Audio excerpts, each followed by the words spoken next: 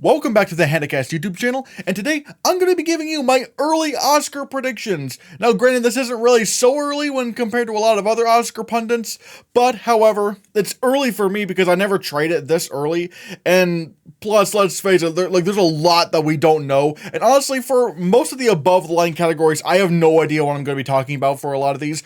I'm getting some of my information, obviously, from like the Oscar expert, like watching his videos, seeing the awards expert app, which you can follow me on at the Hannahcast, wink. So yeah, it's a little bit of a interesting thing. I have more things to say about the below the line categories because there's a lot more that I feel like you can predict.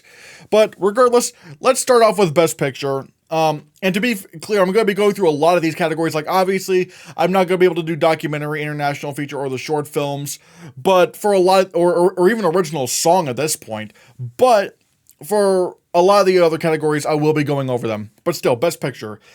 I switched Best Picture at the last minute to Sing Sing instead of Dune Part 2. Not that I thought Dune Part 2 was going to win Best Picture, but, however, it's really, like, even still, like, Dune Part 2 is the film that I feel the most confident in it getting a nomination for Best Picture. Like, we know it's going to get nominated for Best Picture. Who are we kidding? But everything else, it's like, could this happen? Maybe? But I decided to say screw it and go with Sing Sing because it has the heart. My hesitation with putting Sing Sing at number 1, because I originally had it at number 2 or even at number 3 at some points, because I was like, is it too indie? Because Past Lives was also very, very indie, and this one seems to be even more indie. And I'm wondering if that could turn off Oscar voters.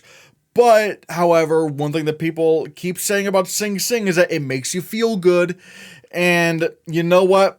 Maybe they have a point there. Maybe, granted, I've not seen Sing Sing, but I don't know. I still have hesitations over this. But this movie could win a adapted screenplay, which it is an adapted screenplay. People need to stop putting this in the original screenplay. It's adapted from something else. I don't know. I think it's a book or something along those lines. And it could very well win supporting actor, which I know a lot of people are saying Samuel L. Jackson is going to win, but we'll get to that when we get to that. But Sing Sing has enough potential above the line, I feel like, to win Best Picture. Whereas with Dune Part 2, I don't even know. There's still a question as to whether or not Denis Villeneuve gets nominated, but still, I'm going with Sing Sing, like, for the win here. Let's see if that can actually happen. But obviously, Dune Part 2, it's going to get nominated. It's going to win a lot of techs. It's definitely going to win a lot of techs. So we'll have to see. Blitz is interesting. This is where I stop okay, even though I'm not really as confident in Sing Sing, but this is where I'm starting to get into, like, is this going to happen? I don't know. And that is Blitz. Directed by Steve McQueen. It's a World War II movie. World War I, World War II. And on one hand, this does have a lot of below-the-line potential in terms of text, including a potential some above-the-line potential. And I will be predicting it in a lot of categories right now, but even then, it's because I don't really know what else to do. Because Steve McQueen, he did direct the Best Picture winning 12 Years a Slave. Great. He's not really done anything else that's caught people's attention. Like, people tried to make Widows happen, but that definitely didn't happen. Granted, again, this is a big period piece. It is war, and this could potentially do well at BAFTA, because, it's British. So, perhaps. And honestly, like, again, we'll have to see. Then we get to Joker Folie à Deux, which, again, like, I have it in a bunch of categories, but I'm not confident in it. Because, again, this is, like, the knock against this is that it's a sequel. And it could potentially, and it's not like Dune Part 2, because, like, yes, Dune Part 2 is a sequel, but it is part of an established story. Joker Folie à Deux is a sequel to a kind of divisive film with the first Joker, even though the first Joker got, like, 11 nominations. So, what, like, I don't know. Joker Folie à Deux is very, very tricky, because this is either going to perform really well, or it's just going to be a nothing sequel that everyone goes like, what, really? But the one of the main vehicles behind this is the idea of Lady Gaga winning Best Actress. If this movie is in Best Picture, I think Lady Gaga wins Best Actress. The only way she couldn't win this is if it's just not in Best Picture. But again, this has a lot going for it. Again, in terms of text, it has it could maybe, unlike the first film, it could get a production design nomination. But then it could also repeat some nominations that the first film got, like costume design, makeup and hairstyling, sound, maybe score. That depends on how much like pre-existing music is in the film versus original music. So it has a lot going for it. So we'll have to see. And then you're probably going to be surprised, really, Juror number 2, a Clint Eastwood movie. If I'm not mistaken, hold on, let me check. Yeah, it's expected to be Clint Eastwood's final film. And one thing I will say, Clint Eastwood's movies do tend to get nominated somewhere. Not always, but sometimes. Even Richard Jewell got nominated for Best Supporting Actress for Kathy Bates. So there is still love out there for Clint Eastwood. And if he can, it's okay. It's also a very simple story. Juror number 2, which if I'm reading the premise here, hold on a second. Yeah. A juror serving on a murder trial realizes he may be at fault for the victim's death. It is a pretty simple story. And there is a really good cast here, like Nicholas Hoult, Toni Collette, what was it? Kiefer Sutherland, J.K. Simmons. Like, there's a lot of potential in here. And it's not, I don't think it's based on a true story, so you don't really have to deal with a lot of controversy with this film. Because it's not like Richard Jewell, where it's like, are we glorifying a really stupid man? Or with American Sniper, are we glorifying a guy who had like some severe like problems? This is a completely fictional story, so I feel like it might be more palatable for people. And again, if it is a generally agreeable film, it can get in. But again, it's just, I don't know what a lot of the other contenders could be. Because like, no, again, aside from, I'll say do Sing Sing. Aside from Sing Sing and Dune Part 2, I don't know what other solid contenders there are. So yeah, number 6, I have The Piano Lesson. It's based on August Wilson play, but the thing is, this could either, like, it's kind of a coin toss for me. At this point, a lot of these are just coin tosses, because Fences got nominated for Best Picture, but it was probably, like, the one that just got in. But then there's also, Ma Rainey's Black Bottom. It almost got into Best Picture, and probably could have been nominated if there were 10 nominees, but it didn't get nominated. Hell, it didn't even get an adapted screenplay nomination. Instead, they went for like Borat 2 and The White Tiger, which, all right, I'll agree with that. But still, it was still a very good movie. But can The Piano Lesson do that? And again, weirdly enough, another thing, I think the thing that's kind of hinging on this might be the idea of like if Samuel L. Jackson can win Best Supporting Actor. Because I feel like in some ways The Piano Lesson is in the same position that The Color Purple was. Because like we thought The Color Purple was like locked in for Best Picture. And then the only nomination it got was Danielle Brooks for Supporting Actress. And she didn't even win. She didn't even come close to winning.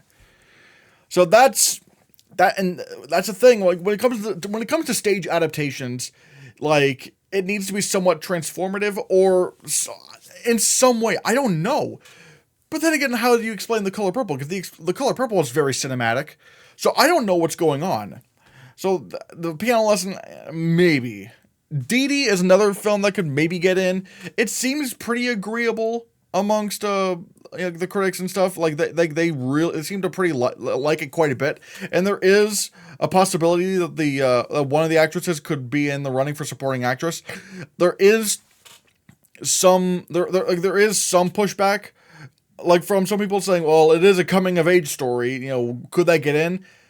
I was about to say, what about Boyhood? But Boyhood also was like a huge cinematic achievement in filming over the course of 12 years.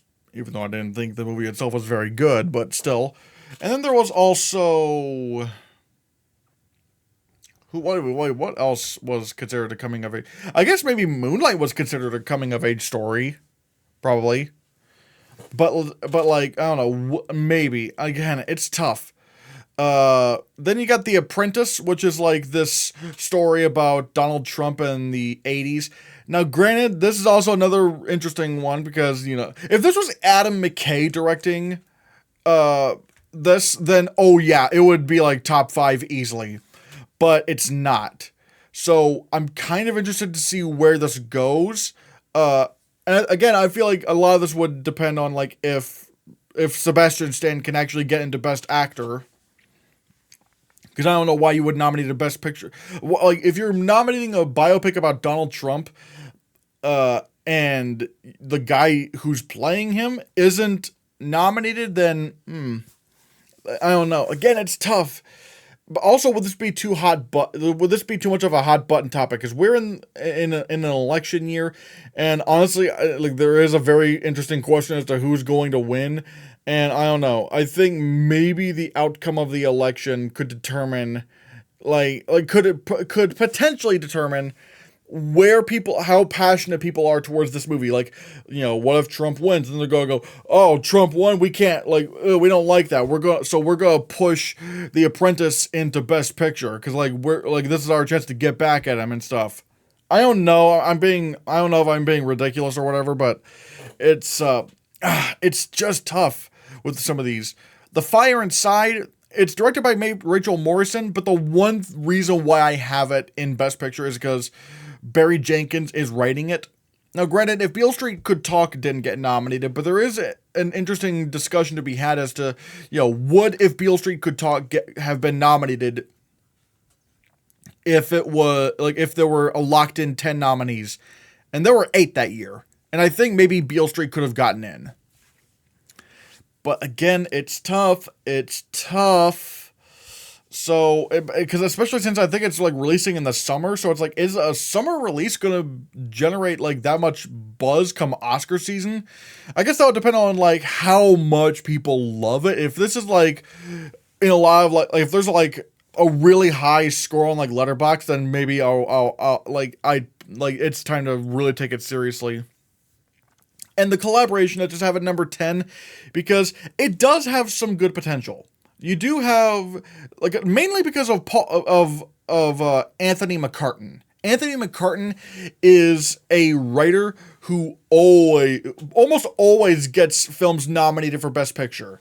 You know, he did it with The Theory of Everything. He did it with Darkest Hour. He did it with Bohemian Rhapsody. He almost did it with The Two Popes, which you could probably argue was number 10 to be nominated.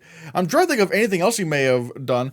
I Want to Dance with Somebody didn't do so hot, but I don't know. Something about that film always kind of gave me the wrong vibes as to whether or not it could be a Best Picture contender. So, I don't know. But I think, generally, Anthony McCarten is a good bet to make. Especially, again, if you can get that support, that adapted screenplay nomination and that lead actor nomination, I think we're looking pretty good here.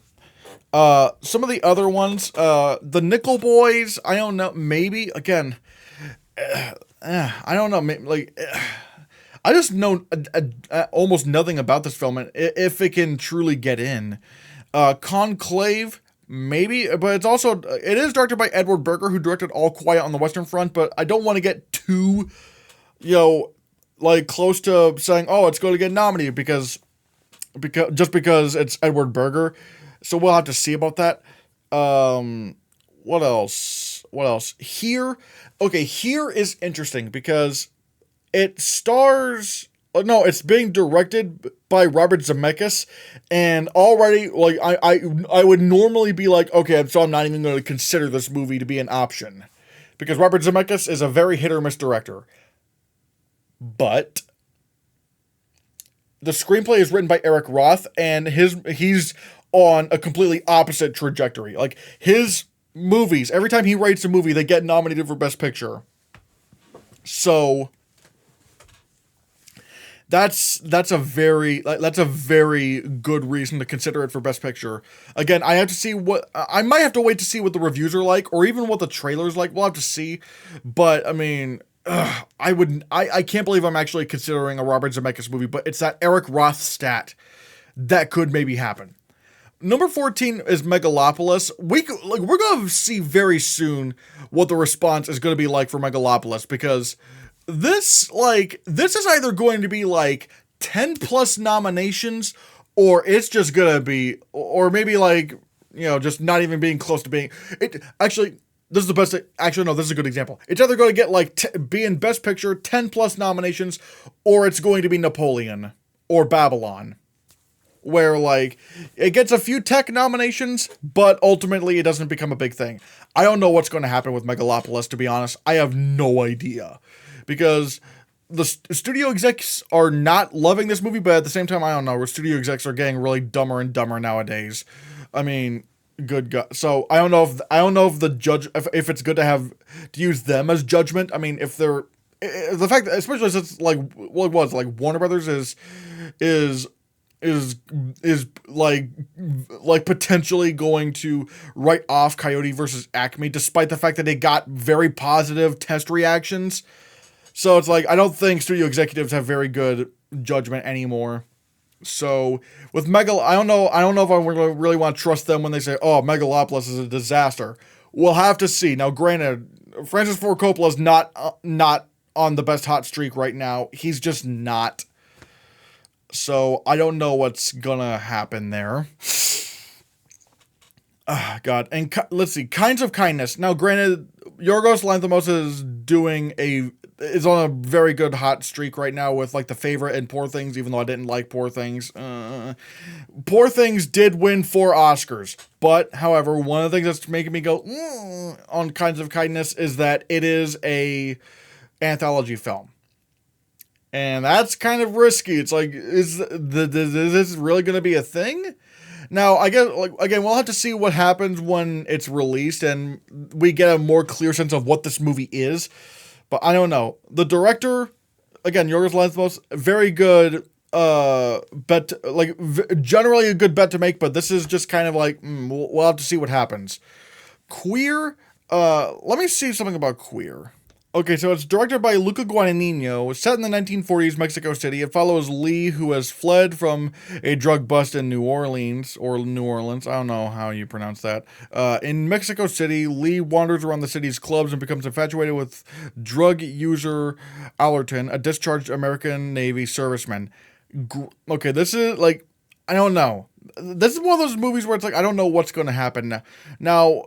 Because on one hand, I don't know, and I know this is weird to say, but it's like, I don't know if the Oscars would nominate a movie called Queer. Which, I don't know. I don't know the reasoning either. I just feel like that might be a turnoff for them, which is why I'm wondering if it can actually, I'm wondering if it'll get like some sort of name change, like how The Strangers got changed to All of Us Strangers. I'm wondering if the same thing is going to happen with Queer, if like that movie is going to have like a title change. I don't know, but there might be a bit of a stigma there. Furiosa, a Mad Max saga. Man, I don't know. George Miller is so hit or miss these days. He's so hit or miss. I'm telling you, like, not even like these days. He's just generally a hit or miss filmmaker. Like, yes, he did direct Mad Max Fury Road, which was phenomenal. He directed Happy Feet, which was phenomenal. But he also directed 10,000 Years of Longing, which isn't phenomenal. He directed Happy Feet 2, which was not phenomenal. He's so hit or miss. I don't know what's going to happen here. I don't know what's going to happen with this film. I guess we have to see how it's received, but I don't know how, especially from the trailers, I'm not thrilled with how the movie's even looking. Like, people are trying to put it in visual effects. I'm like, why? The visual effects look bad in that film. So, I don't know. I'm not buying it just yet. Gladiator 2. Again, it's interesting because what's it like Ridley Scott, again, very hit or miss. But Napoleon did get a good amount of nominations, but again, I don't know if that's going to repeat with Gladiator. It does have a late release, which is interesting, but Ridley Scott is just way too hit or miss. The end. I know a lot of people are putting this in like their top 10. I just don't know. I know practically, like, even when researching, I know practically nothing about this movie, and I don't know if it's like I don't know if it's like potentially too ambitious or not. So we'll have to see. Wicked. I'm looking forward to this movie. Although, even from theater friends I have, they're saying, why is Wicked being split up into two movies? That does not need to happen. And that's a red flag, because if even theater nerds are saying this, and look, I took this friend's advice when it came to The Color Purple. Like, they said, yeah, Danielle Brooks is probably a good bet to make for a supporting actress, but like when everyone else was trying to predict like Coleman Domingo or Taraji P. Henson, they were like, no. No, no, like Coleman Domingo, his character Mister is not in the movie that much.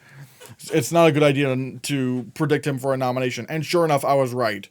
So I'm gonna trust them again with Wicked because, I don't know if that's a good. I just don't know. And then Madam Web, Madam Web sweep baby. Anyways, best director, again, very tough. One thing I don't want to risk. I'm not going to put a direct, like I'm prioritizing Best Picture, like movies I have in Best Picture over the ones that are not. Now, one thing that I know for a fact is going to happen, I just don't know who it is yet, is that there's like this, I know for like, well, obviously with a lot of these categories, I know I'm not going to get all of them right. But with this, I'm especially saying I'm not going to get all of them right because there is going to be an international director that gets in. And I know people are going to say, well, there's not a rule that says there has to be one. It's like, yes, I know there's not a rule, but come on, they always get in. There's always at least one international director that gets in Best Director. So I don't know who that is yet. So I know for a fact, like, someone's going to get bumped. Actually, there's probably, like, a lot of these guys are going to get bumped. Now, why am I not predicting Denis Villeneuve for Dune Part 2? Well, again, I just don't know. Like, on one hand, he should win, but on the other hand, like, the Oscars just don't like big blockbuster stuff. They just don't. Like, they don't like big blockbuster stuff in Best Director. Look at Christopher Nolan for Inception. Got nominated everywhere and got subbed for the Oscar.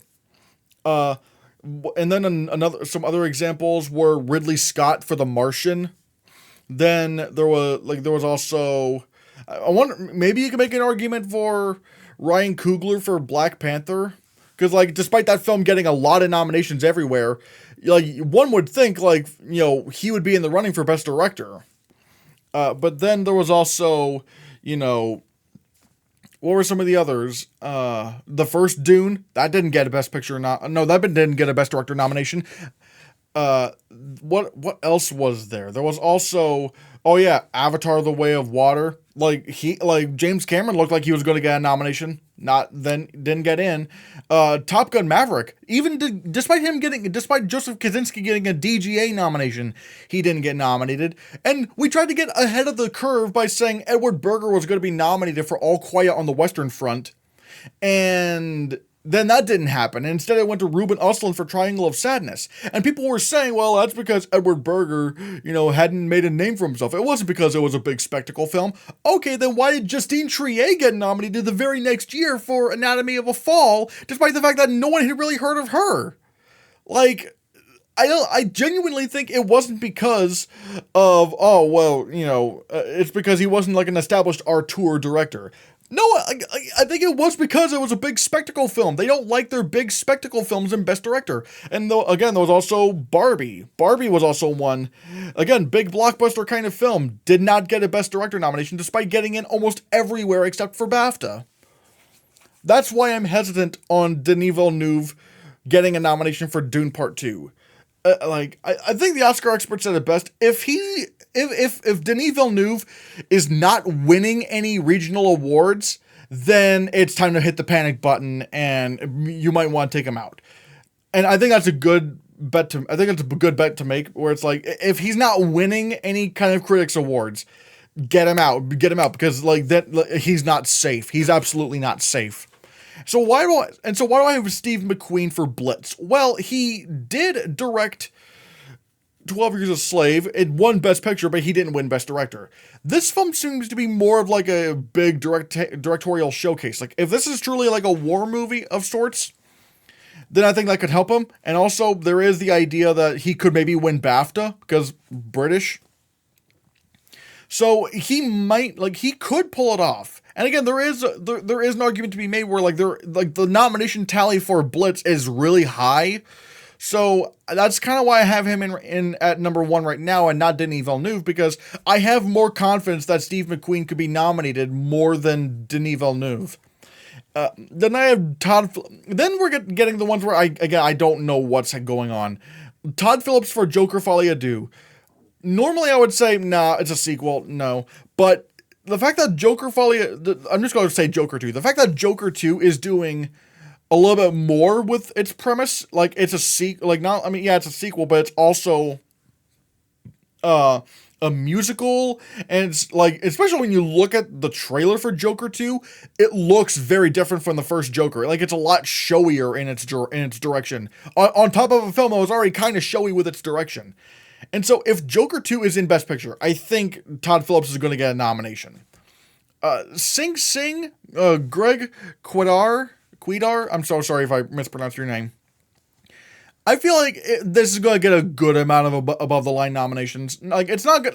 I don't think Sing Sing is going to get nominated for like Best Sound or whatever, but I think it will get it'll basically perform well above the line. And then I'm going for Clint Eastwood for juror number 2. And look, do I think he's going to get nominated at the end of the day?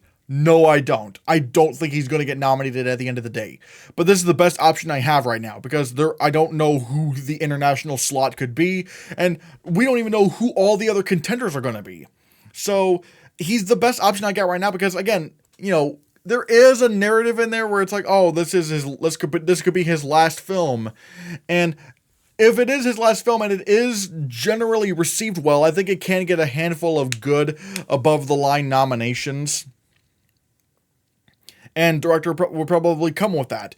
And hell, maybe if this movie, again, if it is very agreeable and people do kind of get behind Clint Eastwood on this one, maybe there's a chance he could win. Because again, if it's his last film, it's like, all right, buddy, see ya. You ended on a good note. See you off in the sunset. I don't know. We'll have to see. I have Sean Wong for Didi at number 6. For these other ones, I don't really know what's going on here. Ali Abbasi for The Apprentice. I don't know. Although, in the grand scheme of things, I don't know what kind of directing. That's the kind of thing. That's why I don't really know what's going on with some of these others. Because, why would The Apprentice get a directing nomination? So I don't know. Ramel Ross for The Nickel Boys, Edward Berger for Conclave, Robert Zemeckis for Here. Again, I just don't know. I feel a little bit like that's why I think the top 5 I'm most confident here, because it's like all the others, like, are they really going to be directing contenders? And I'm not going to predict anyone for Best Director if I don't have the film in Best Picture. Because I feel like we might be past that point. Like, yes, another round got into Best Director without a Best Picture nomination. But ever since they locked it down to 10 nominees, they've all been, like all the directing nominees were in Best Picture. Including Triangle of Sadness, which we didn't think was going to happen. So, yeah. Lead actress. If Joker 2 performs as well as I think it might, then Lady Gaga's gonna win. I think that's about as plain and simple it is. I mean, like, it's literally her movie at this point. She's transforming into the Joker. Again, I feel like that's a good bet. Then I have Angelina Jolie for Maria. I mean, it's directed by Pablo Larraín. His biopics always get the lead actresses nominated. Like, look at Natalie Portman for Jackie, Kristen Stewart for Spencer. I think it's a very good bet to make that Angelina Jolie's just going to get nominated here. Saoirse Ronan for Blitz. Again, I feel like Blitz is just going to be a big contender overall, so let's just see what happens there. Jessica Lange for Long Day's Journey into Night. Okay, this is where I'm starting to get a little bit less confident, because this movie's been pushed back quite a bit. But I don't know. Like, people were raving about her performance in the stage show, and maybe she might deliver it here. Then I have Robin Wright for Here. And again, especially if Here is in Best Picture. If it gets into Best Picture, then I feel like, yeah, Robin Wright's like squarely in. Especially since we've been hearing that Robin Wright is like very showy in her performance and gets like the most meat. I'm like, all right. And I don't think she's been nominated before, but yeah. Ryan Destiny for The Fire Inside. Again, I have it in Best Picture, so it's not a bad bet to make at number 6. But the thing is, I will say, if Saoirse Ronan does not get in for Blitz, she's going to get in for The Outrun. But again, I feel like I feel like it would most likely be Blitz that she gets nominated for. So yeah. Then, you know, I have Emma Stone for Kinds of Kindness. Again, I don't think this is going to happen. Tilda Swinton for The End, Zendaya for Challengers, Marianne Jean-Baptiste for Hard Truths. Again, I'm not as confident. Like, the acting categories admittedly are really hard to figure out at this point. Lead actor. This is where, okay, this is very, very barren. I have Coleman Domingo in for Sing Sing, although he's not really transforming in the film, I'm assuming. One could argue maybe Sebastian Stan is more of a transformation, although granted, there's not really much. He doesn't really have a lot of prosthetics, but I don't know. Coleman Domingo might capture the hearts of people, whereas Sebastian Stan, I mean, I guess it would also have to depend on how well The Apprentice is received. Like, if people are going, oh my god, like, Sebastian Stan as Donald Trump killed it. We'll have to see how that goes. Rave Fiennes for Conclave, maybe. I don't know. Paul Bettany for The Collaboration. Again, Anthony McCartan does typically get the lead actors nominated, and honestly, they usually win. So that's a good, keep an eye out for Paul Bettany. And I have Nicholas Hoult in for Juror number 2 because it is his movie, and I don't know. Again, given this movie's premise, it's like you could see some good meat in there for him. You could see some good meat in there for him. I have, then at number 6, I have Daniel Craig for Queer. You know, the one thing that should be said is that, you know, Pedro Almodovar, he does typically get actors nominated. So that is a good, that is a good stat. So we'll have to see. Joaquin Phoenix for Joker Folie à Deux. Like, I know some people are putting him in the top 5. I don't know. People might just consider it not urgent enough, not showy enough. Like, people might see it as, but it's Joaquin Phoenix. He's just kind of doing the Joker again. But we already saw him do the Joker, so we're not going to nominate him. I do think he'll get the Golden Globe nomination for Best Actor Drama. But I don't know. I just don't know if Joaquin Phoenix is truly going to get in there. And then Tom Hanks for Here, maybe, especially if the film is in Best Picture, that does help, but admittedly, I don't know what to do with this category. Supporting Actress, I think I have Maria Bakalova winning for The Apprentice, but again, to be fair, I also have no clue what's going on in this category. Like, she might not even get nominated, but I don't know. Like, she is playing, Melania, I think she's playing Melania Trump. Oh no, it's Ivana Trump. All right. So this is going to be interesting. I really want to see what's going on with this performance, so again, maybe just maybe this could get in. We'll have to see. And again, there might be some meat in there for Maria Bakalova, but again, I just don't know what to do with this category. Any one of these people could win, or none of them could. Danielle Degweiler. Ah, man, I misspelled her name. It's not Daniela, it's Danielle. It might have been autocorrect. But Danielle Deadweiler for The Piano Lesson, maybe. Joan Chen for Dee Dee, maybe. Anjanu Ellis Taylor for The Nickel Boys, maybe. Toni Collette for Jury number 2. I feel like if this is a very agreeable film that people like, again, you're going to see a good number of above-the-line nominations, so perhaps. Isabel Rossellini for Conclave. Natasha Lyonne for His $3. I've heard that she's really good in that. And then Catherine Keener for Joker Folie à Deux. Again, I guess that would kind of depend on how big her role is, but again, I don't know what's going on here. Supporting actor, once again, I don't know what's going on. A lot of people are putting Samuel L. Jackson at number 1 for the piano lesson, but I actually think Clarence Macklin might actually win for Sing Sing. Like, judging from the trailer, it looks like he is going to be the one of the big emotional centerpieces of that film. And there's a great narrative behind him. Oh, wow. And apparently, like, he's playing himself in the movie. But, like, I feel like there's just a lot in there for him to win. Like, I know everyone's going for Samuel L. Jackson, but especially, like, here's the thing. If you're going to vote for Sing Sing to win Best Picture, I would kind of assume Clarence Macklin would come along with that. So, I think he may actually have more of the heart in people's votes here. Again, Samuel L. Jackson also has a great reason for him to win. He's, it's a very, showy performance in a stage adaptation, and even though Chadwick Boseman didn't win, he almost won. And Samuel L. Jackson could be considered overdue, but I don't know. I feel like Clarence Macklin just might have the better story, and again, the performance might capture people's hearts more.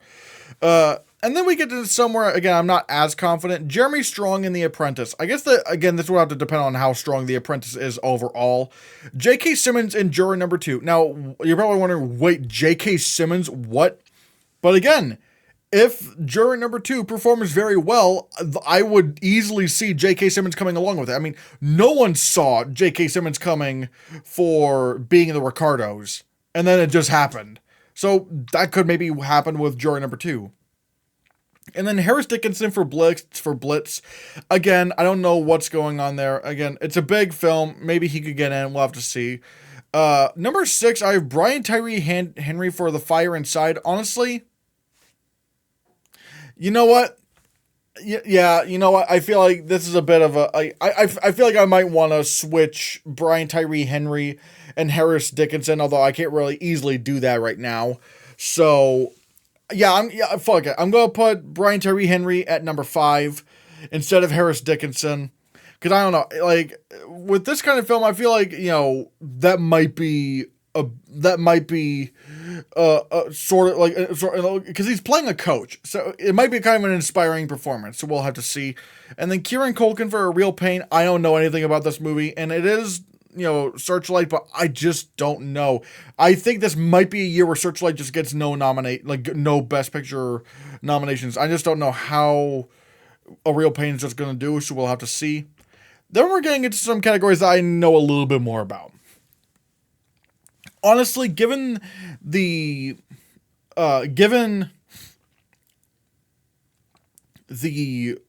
playing field, maybe The Apprentice might win. From what I've heard, it's a very calculated, well-researched look into Donald Trump in the 80s. So maybe that could win. But again, there is also Blitz. But then we're talking about a film that's winning director and screenplay and not Best Picture. So I don't know. Juror number 2, if it's in Best Picture, I think it's just going to get in here. Dee, same. And I think Kinds of Kindness might get in here. Because, again, there's not as much competition with Best Picture as of right now. We'll have to see how it is down the line. But also, unlike Best Picture, the Writers' Branch will sometimes nominate...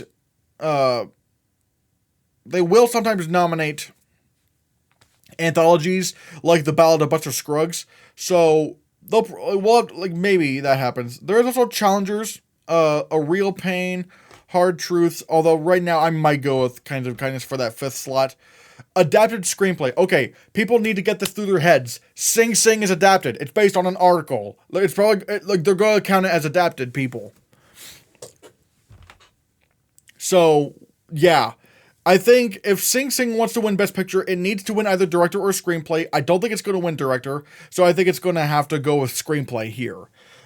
Dune Part 2 I think would probably be a good number 2. I mean, it does have very good writing, not just from dialogue, but I can only imagine how it describes the visuals.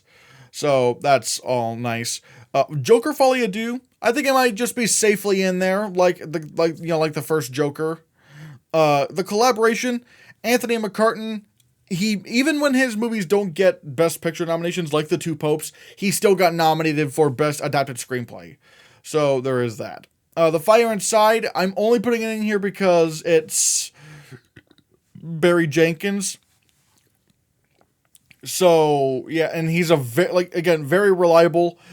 But we'll have to see. We'll have to see about that, because there is also Here. Here could also get in because it is Eric Roth, and his movies get in Best Picture. So honestly, I think there's a lot more competition in adapted screenplay than original screenplay right now. We'll have to see how that goes. Conclave, maybe. Nickel Boys, maybe. Piano Lesson, I don't know. It might get some nominations, but the thing is, I feel like when it comes to stage adaptations, unless you're Anthony McCartan, you're going to have a hard time getting Best Picture Best Screenplay nominations, because you could potentially run the risk of being too close to the source material. So, and that's why The Whale didn't get in, that's why Ma Rainey didn't get in. So, yeah. And then there's also Queer. Again, well, I don't know. Cinematography. All right, the text is where I'm going to get a lot more invested, because this is a lot easier to figure out. I think Dune Part 2 is going to win. I think Dune's just going to win a lot of Oscars. How many Oscars it wins, that's going to be interesting. But right now, I'll probably say it wins cinematography. Although Joker Folie à Deux, I mean, look, the cinematography looks very showy in that film. But again, it also kind of depends on if it gets into Best Picture. Because you want to have Best Picture nominees in what, 4 out of 5 of your predictions.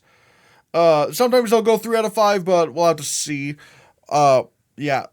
But yeah, the first Joker got a cinematography nomination. This one seems to be even showier, so it seems like a logical conclusion. Blitz, I don't know, maybe, because 12 Years a Slave did get nominated for cinematography, but the cinematographer for this film is different, and they've never been nominated before, so we'll have to see. I guess it would depend on how the movie looks overall, especially once we see a trailer.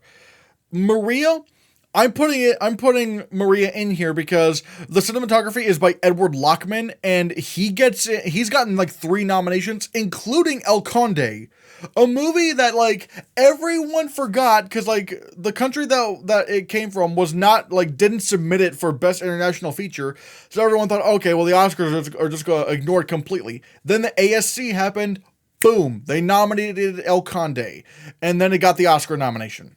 Maria could do that as well. I gotta see a trailer to be sure, but right now I want to stick with the Edward Lockman train because he gets nominated quite a bit.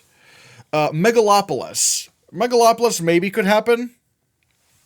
I think once again, sort of like Blitz, I've never really heard of the cinematographer, and I don't think they've been nominated. But, however, I mean, this could potentially be a big epic.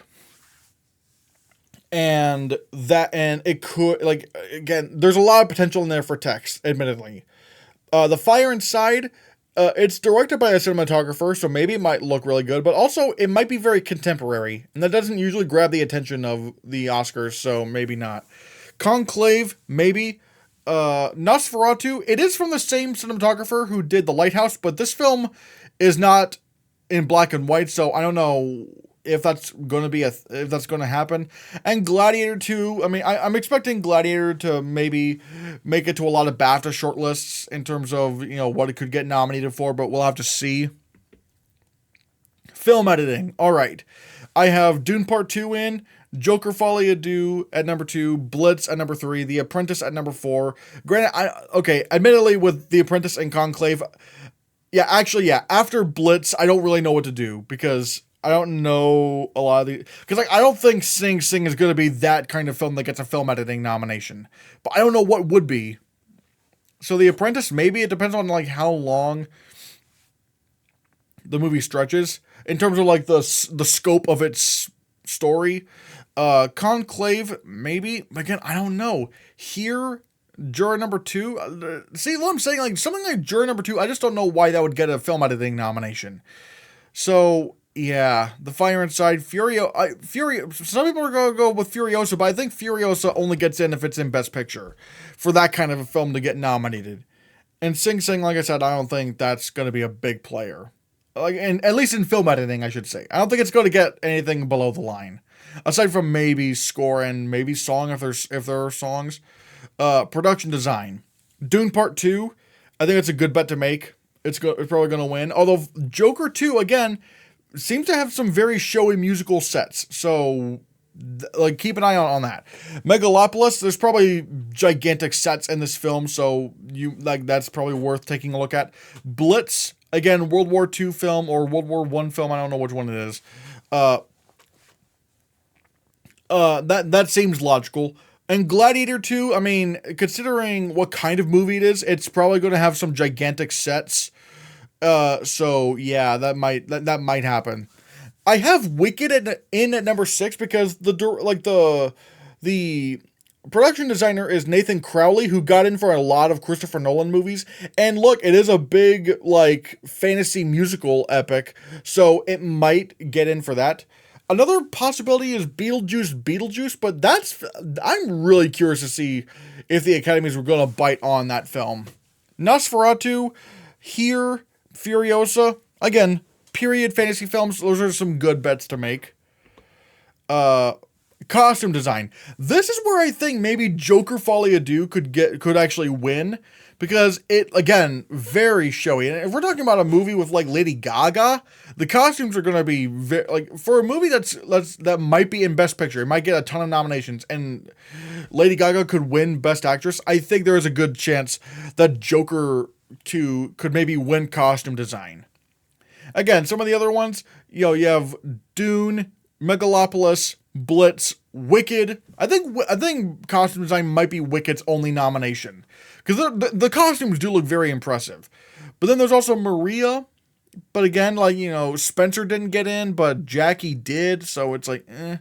Gladiator 2, maybe. That might happen. Beetlejuice, like, it is, like, the costume design for Beetlejuice is by Colleen Atwood, so that might attempt them, but we'll have to see. Like, they didn't even touch The Little Mermaid, so, yeah. Furiosa, Mad Max Saga, like, Mad Max Fury Road did get nominated. No, it won Best Costume Design, but I don't know. Again, I just don't think I just don't think Furiosa is going to live up to a lot of people's expectations.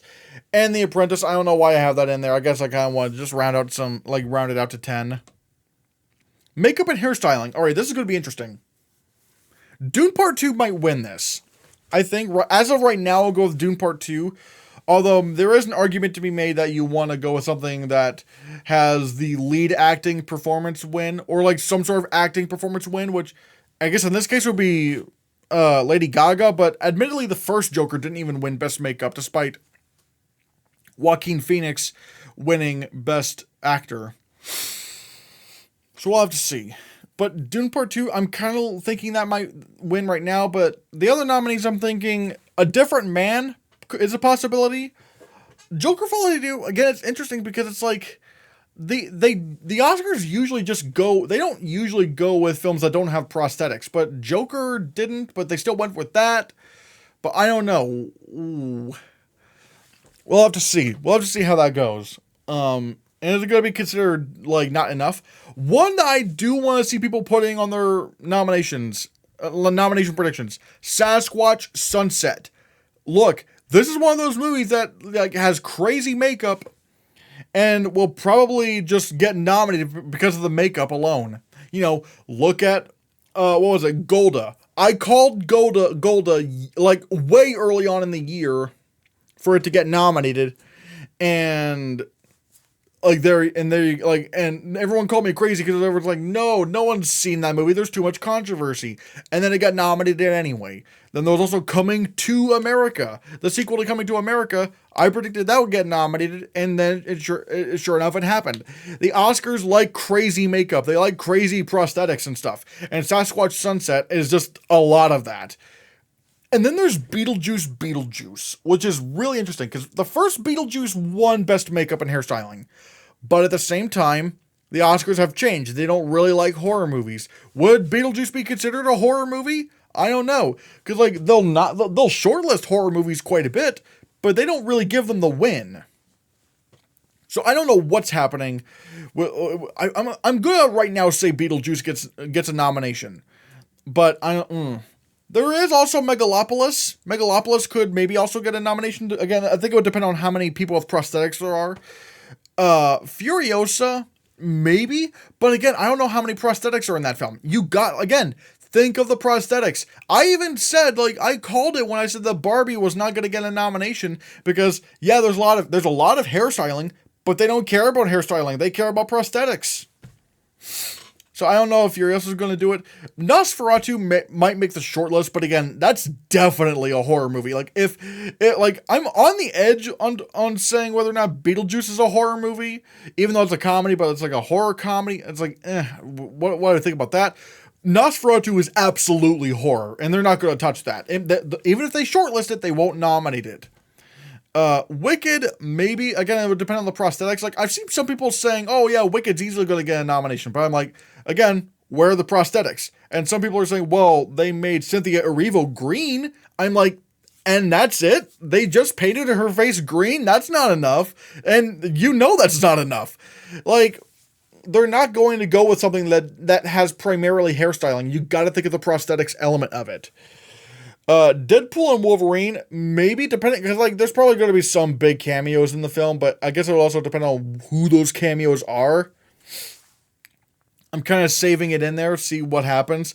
Maria might make some critics mentions. Gladiator 2. The first Gladiator did not get nominated, so I'm not banking on that. And then there's also the Apprentice, which some people are going to go, well, I mean, Sebastian Stan is transforming it into Trump, but it's like, yeah, but is there a lot of prosthetics there? Again, where are the prosthetics? It's probably not that crazy of a transformation.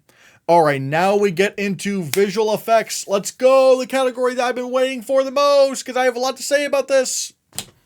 All right, we know Dune's winning. Even if Dune did not have the best visual effects of the year, it would still win by virtue of being in Best Picture. So, it's going to win easily. That's just, unless, yeah. But what do we do about the others? Well, number 2 is easily Kingdom and the Planet of the Apes. And honestly, looking at the trailers, there might be an argument to be made that it might have better effects than Dune Part 2. I mean, because I don't know what it is with these Planet of the Apes movies. They keep elevating things so much in the best way possible. But one film that people do not have in the top 3 that I'm like, wake up, top 3. It's top 3. It's Mufasa. Mufasa is your top 3. I know a lot of people are saying, oh, what about Furiosa? No, the effects in Furiosa actually look bad. They don't look good. Here's my argument, all right? Because, okay, yeah, sure, because here's the thing. Furiosa looks like, at least from the trailers, looks like it has worse visual effects than a movie that came out 9 years ago. And I don't say that lightly, but you look at the effects in the Furiosa trailer and you compare that to what was in Mad Max Fury Road. Why would that get a nomination? This doesn't look good in terms of visual effects. And again, maybe it's not finished. Perhaps, sure. But for something like this, I basically what I'm saying is, Furiosa has worse visual effects, or at least it looks like it has worse visual effects than Mad Max Fury Road, so why would I predict it in the top 5? No. Instead, your top 3 needs to be Dune, Planet of the Apes, and Mufasa the Lion King. Yes, Mufasa did not win the visual effects Oscar, but however, that's because it was the General Academy voting. When you look at the Visual Effects Society Awards, not only did Mufasa win the most awards that year, it won the top prize over Avengers Infinity War and over Avengers Endgame. Well, no, not Avengers Infinity War. What am I saying? Avengers Endgame and Star Wars The Rise of Skywalker. Blech. And yeah, I think, and even then, I don't even think that 1917 would have been a competitor to beat The Lion King, because if it were just the visual effects branch voting, because 1917 couldn't even win the only category it was nominated for, which was supporting visual effects. It lost that to The Irishman. Now, whether or not it would have been The Lion King versus The Irishman, who would have won there at the Oscars, I think it may have been The Lion King, although maybe Irishman could have prevailed, but still, Mufasa probably, I'm saying, Mufasa is a better contender than some of these other ones because again, let's look at what we have here. With Gladiator 2, like the first Gladiator, yeah, it won Best Visual Effects, but this is something apparently I learned. The first Gladiator was not even was kind of a surprise for a nomination. Like people were like, wait, like it was expected that a different film was going to get in. And honestly, it kind of makes sense because I think maybe if it were the visual effects branch voting that year for the winner, it would have been like The Perfect Storm that won. So again, it's like, is Gladiator 2 going to be a big contender? I do think it might get nominated because again, Napoleon somehow managed to get a visual effects nomination. But again, it wasn't because it was a weak year for visual effects, whereas this year is looking a lot better for visual effects. I don't know. But again, Gladiator 2, especially hearing some of the stuff like, oh yeah, there's a rhino in the film. We'll have to see how that goes, like how much visual effects are in Gladiator 2. It might get in. And I'm going with Deadpool and Wolverine for that 5th slot because it's like Marvel always gets in somehow. And with Deadpool and Wolverine, this is their only movie that's coming out. So, yeah. Now, granted, there is a bit of a devil's a bit of a tricky situation here because yes, Marvel does always get in. The Deadpool movies have never been close to getting nominated. Like the first Deadpool got in the top 20 for visual effects in the shortlist, but didn't make it past round 1. It didn't get to round 2. And then you have Deadpool 2 that didn't even make the top 20. But at the same time, those were better years for visual effects than 2023 is looking. So, I don't know. And plus, Deadpool and Wolverine is dealing with a bunch of multiverse stuff. How many different kinds of characters are in the films and are in the film?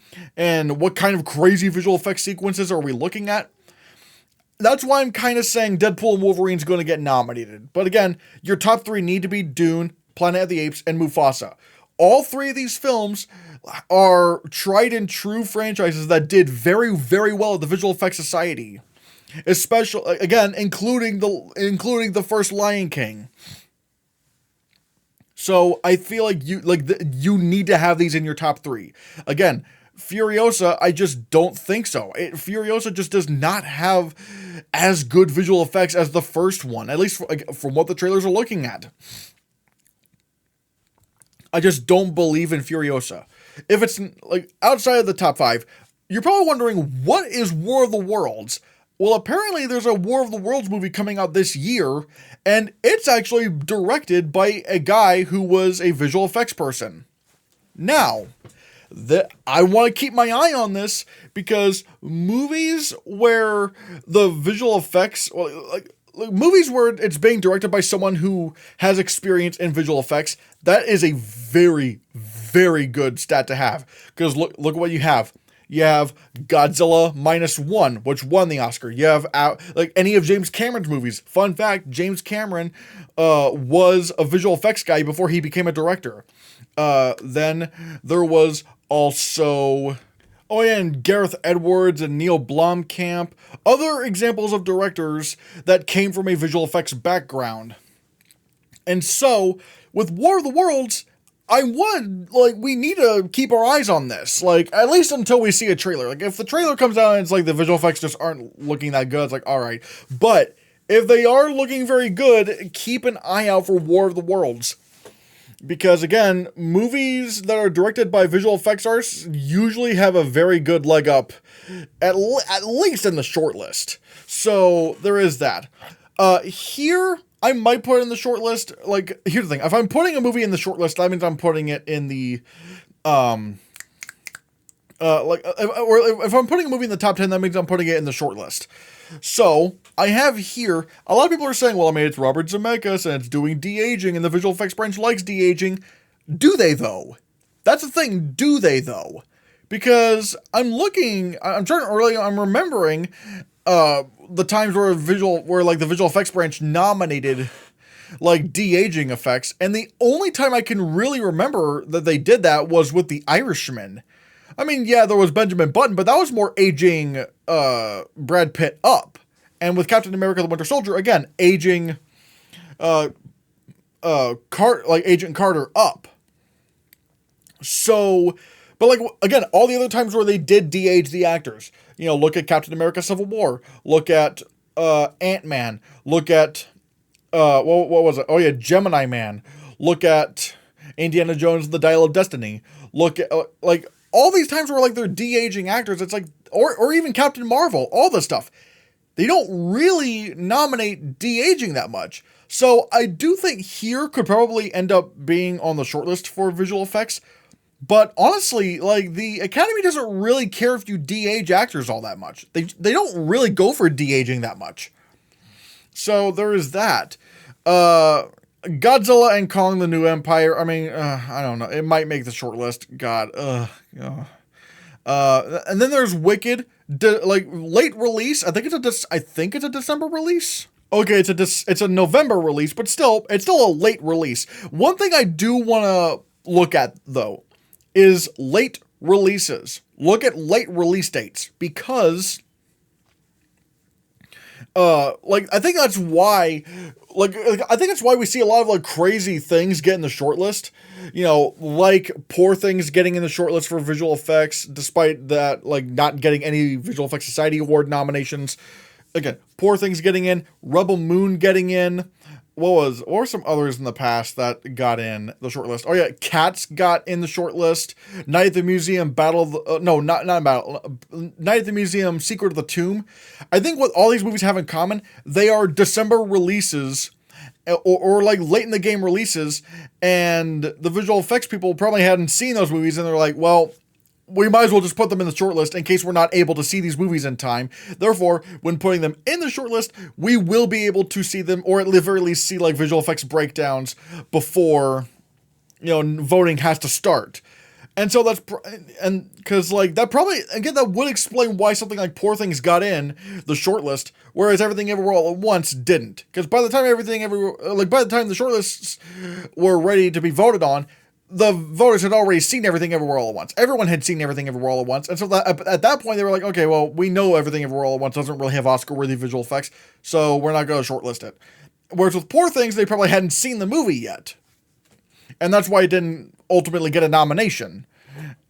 So I'm thinking the same thing might happen with something else, although granted, we don't know what else could get in. Or there's probably going to be some like prestige film later on down the line that we just don't have any kind of inkling as to what we don't know anything about it, or probably haven't even heard of it. I mean, at this point last year, we didn't know what Godzilla -1 was. We didn't know what that was. I mean, and then the previous year, we kind of had an understanding of what All Quiet on the Western Front was, but we didn't think it was going to be anywhere near as big as it ultimately ended up being. So yeah. Twisters might get nominated. Twisters, or might not get nominated. It's not going to get nominated, but it might get in the shortlist. But again, I just don't see what about Twisters would be compelling for them to vote for it as like one of the nominees. Beetlejuice, maybe. Now, granted, they're saying, oh, we did all practical effects, but here's the thing. Whenever a movie studio or director tells you, oh yeah, we only did practical effects, they use a bunch of CGI. They just don't want to tell you. So that might, I guess it would also have to depend on like what else they're doing with Beetlejuice too. Like what are they actually doing with the effects? Like how innovative is it? Furiosa, I already explained why that's not getting in. Don't expect it to do that. No. Number 13, I have Rebel Moon Part 2, The Scargiver. And again, that's interesting. Because like the first one did, but again, I don't think Rebel Moon would have been shortlisted if it had that late of a release. I genuinely think the only reason why it got in the shortlist was because it was like a December release. Now, like everyone's seen Rebel Moon at this point, Rebel Moon 2 at this point. They're not going to shortlist it at the Oscars next year. No. Ghostbusters Frozen Empire, it's already come out. It's not really well liked, and I don't know, people aren't really buzzing about it. Whereas I feel like with Ghostbusters Afterlife, there was a little bit more of an advantage because it was a November release, but I don't know if it's going to happen with Ghostbusters Frozen Empire. Alien Romulus, Alien Covenant and Prometheus, actually, yeah, I think the only Alien film, at least with the, not including Alien vs. Predator, the only Alien film to not be shortlisted was Alien Resurrection. But again, I don't know how, or like, what kind of a spectacle is Alien Romulus? It might be going more to the basics with the first Alien, which might not be enough for it to be in the shortlist. Blitz might make the 20 film shortlist because, war, and there might be some background stuff, but it's not going to get a nomination. Sonic the Hedgehog 3. The only reason why I'm even considering why this might be a contender, like at least in the top 20, and who knows, maybe might get into the top 10. Again, December release. It has a December release, and it could maybe just get, despite the fact that Sonic the Hedgehog, the first one, did not make the second round, even though we don't really know what was in the first round. And with Sonic the Hedgehog 2, that film didn't even make it to the top 20. Sonic 3 might get in the top 20 and maybe the top 10 purely because of that December release. So there is that. A Quiet Place Day 1 I have at number 18. I think that's a good bet to make for a top 20. The Fall Guy, again, top 20, makes sense. And Borderlands maybe in the top 20, although I don't know, they might not do that one either. But again, for your top 3, Dune, Planet of the Apes, Mufasa. All 3 of these films did so well at the Visual Effects Society. The previous installments of these films did so well at the Visual Effects Society. And again, I don't want to hear anyone complain about Mufasa. It's gonna get in. It's a top 3 contender, people. Again, why, Furiosa, I do not bet on Furiosa. Furiosa is a bad bet to make. The effects look worse than Fury Road, and that's not good considering it came out 9 years after it. So no, do not bet on Furiosa. That's just not a good idea. Then we get to Best Sound. And this is interesting.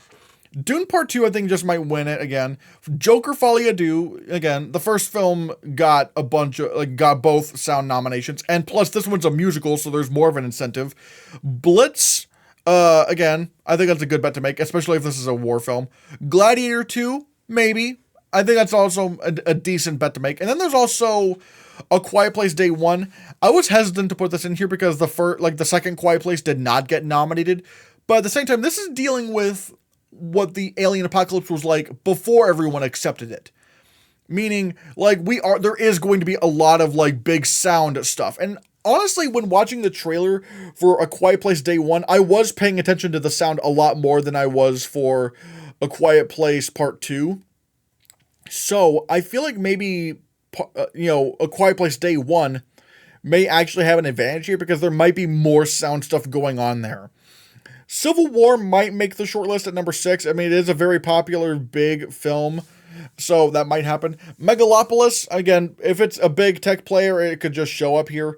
The Fall Guy, yeah, it's a big action movie, so why not? Furiosa, perhaps. Wicked, maybe. It's also a big spectacle and a musical, so perhaps that might happen.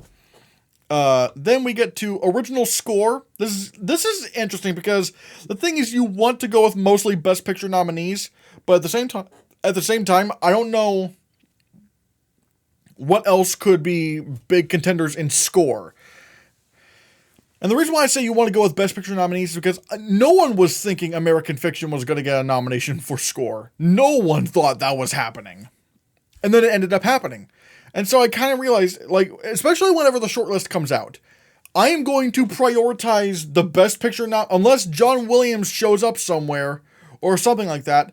I'm going to prioritize Best Picture nominees above anything else because it seems like, especially nowadays, the music branch wants to just go for either John Williams or Best Picture nominees. So yeah, that's how you get something like again, American Fiction getting a nomination over Spider-Man Across the Spider-Verse. What was that? Dune Part 2, I think, might win. Joker Folie à Deux is interesting because I want to know how much original music there's going to be, because it is a jukebox musical, meaning it's going to be featuring a lot of not original, songs that were all pre-existing songs, but I want to know if there's going to be a big score here. Blitz, maybe. Sing Sing, I don't know how much original music is in this film. We'll have to see. But if this is a big Best Picture contender, then it might just get score if it makes the shortlist. And then Megalopolis, again, if it's a big tech player, maybe. But again, I just don't know what else to do. Like, Conclave has Volker Bertelmann from All Quiet on the Western Front, but is that going to be as big of a contender as something like Megalopolis? I don't know. Gladiator 2, Challengers. Challengers does have Trent Reznor and Atticus Ross, but again, not Best Picture. Maria, Nosferatu, Furiosa, we'll have to see. And then the final category that we're going to be discussing today for my early Oscar predictions are the predictions for Best Animated Feature. I'm thinking The Wild Robot might be the third animated film in a row to beat Disney for Best Animated Feature. This all really hinges on how well Inside Out 2 is received, because if it's not received very well, I hesitate predicting Inside Out 2, but if Elemental taught me anything, it's that the Oscars will suck off Disney at any chance they get. Even if it's really, really mid, they will, just suck off Disney. So, yeah. So, unless Inside Out 2 really...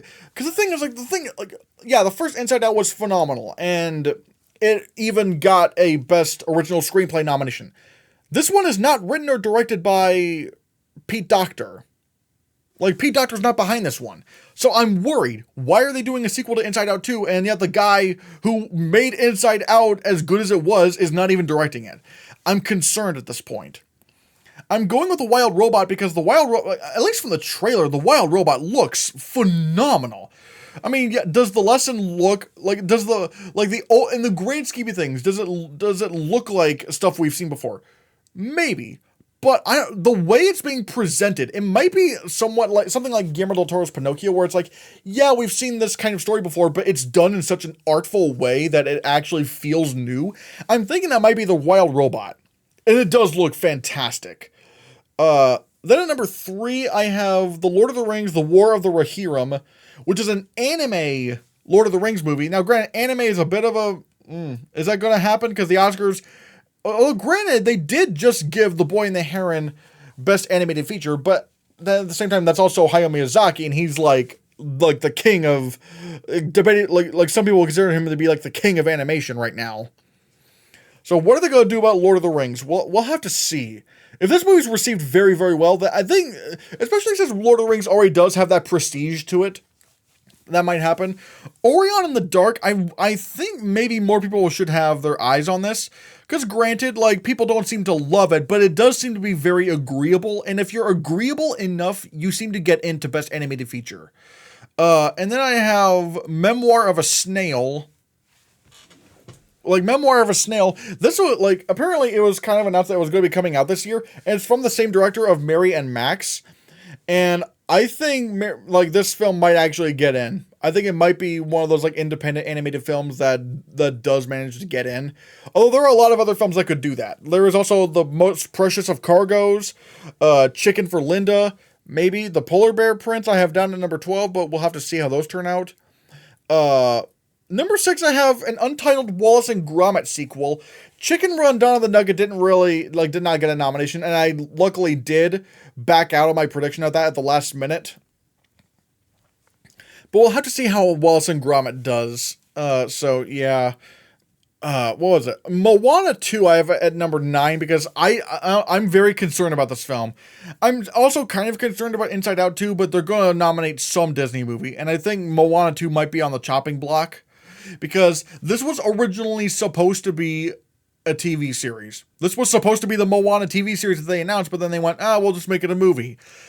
And another problem is that I think it's the original director is not coming back for this. And not only that, Lin-Manuel Miranda is not doing the music or the songs or anything like that. Lin-Manuel Miranda is just not back. So 2 of the biggest voices behind Moana 2 are not coming back for this. I'm concerned. I'm concerned about this. I think this is a bad sign. I think Moana 2 might miss out. Again, it might be like Wish, where it gets nominated at a few places, but ultimately it's no, we're not doing this. So I am concerned. Despicable Me 4, let's face it, it's gonna get maybe a Golden Globe nomination, Critics' Choice, PGA, but the Oscars don't ever touch Illumination.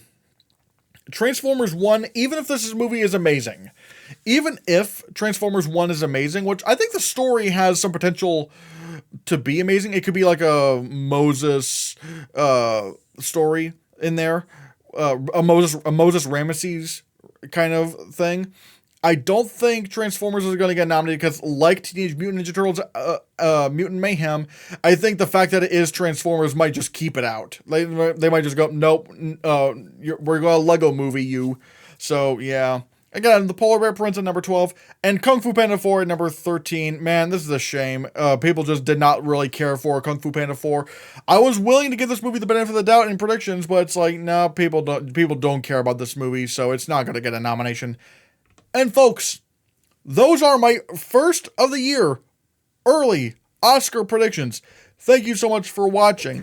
Again, I'm going to try and do more of these. I want to do more Oscar retrospectives. Tell me what year that you want me to cover. And regardless, yeah, be sure you become a channel member. I need to start making more content for that as well. And also, consider hitting that subscribe button, because if you don't, the Oscar nominations next year are gonna be bad.